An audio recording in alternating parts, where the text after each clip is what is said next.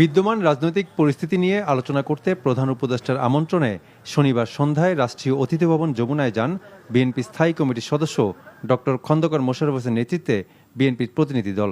প্রধান উপদেষ্টার সাথে বৈঠকে অংশ নেন দলটির স্থায়ী কমিটির সদস্য ডক্টর আব্দুল মঈন খান, আমির খসরু মাহমুদ চৌধুরী এবং সালাউদ্দিন আহমেদ। ঘণ্টাখানেক বৈঠক শেষে ডক্টর খন্দকার মোশাররফ হোসেন সাংবাদিকদের জানান, ডিসেম্বরের মধ্যে জাতীয় সংসদ নির্বাচন আয়োজনের রোডম্যাপ চেয়েছে বিএনপি। পাশাপাশি একটি সুষ্ঠু ও নিরপেক্ষ নির্বাচনের পরিবেশ বজায় রাখার স্বার্থে উপদেষ্টা পরিষদ থেকে বিতর্কিত সদস্যদের বাদ দিয়ে উপদেষ্টা পরিষদ পুনর্গঠনের দাবি জানানো হয়।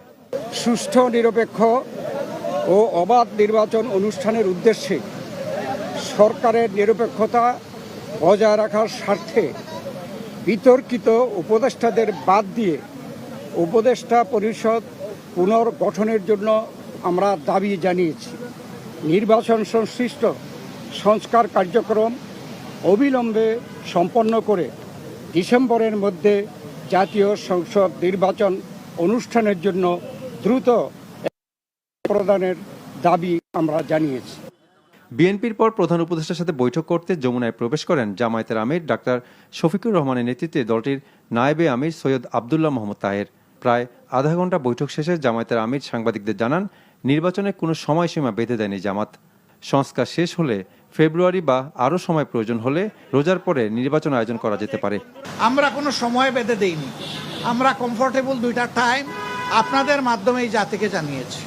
যদি সংস্কার শেষ হয়ে যায় তাহলে ফেব্রুয়ারির মধ্যভাগে এটা হতে পারে, আর যদি সংস্কারের ভিতরে শেষ না হয় আর একটু সময় লাগে, এরপরেই যেহেতু রোজা শুরু হয়ে যাবে, রোজার পর হতে হবে, তারপরে এটাকে টেনে লম্বা করলে কোনো সুষ্ঠু নির্বাচন করা সম্ভব হবে না।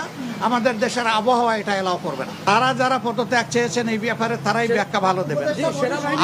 আমরা কারোই কোনো পদত্যাগ চাইনি। জামায়াতে ইসলামের পর প্রধান উপদেষ্টার সাথে বৈঠকে বসেন জাতীয় নাগরিক পার্টি এনসিপি।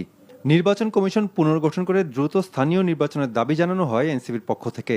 পাশাপাশি গণ অভ্যুত্থানের প্রতিনিধি হিসেবে যারা উপদেষ্টা হয়েছেন তাদের নিয়ে সমালোচনা এবং অপমানের নিন্দা জানায় এনসিপি। ইলেকশন কমিশনের উপর আস্থা রাখতে পারছি না রাজনৈতিক দল হিসেবে। সেই ইলেকশন কমিশন পুনর্গঠন করে যাতে স্থানীয় সরকার নির্বাচনের দ্রুত আয়োজন করা হয়, এর ফলে নাগরিক সেবা যেই দুর্ভোগটি হচ্ছে, নাগরিক সেবা পাচ্ছে না জনগণ, সেটি নিশ্চিত করা সম্ভব হবে।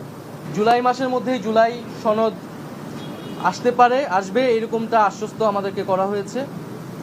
আমরা বলেছি যে বিচারটাও কবে শেষ হবে, কোন প্রক্রিয়া আগাবে, এবং নির্বাচন যেটা জানুয়ারি থেকে ডিসেম্বর থেকে জুনের মধ্যে হওয়ার কথা, সেটারও একটা সুনির্দিষ্ট পরিকল্পনা যাতে সরকারের পক্ষ থেকে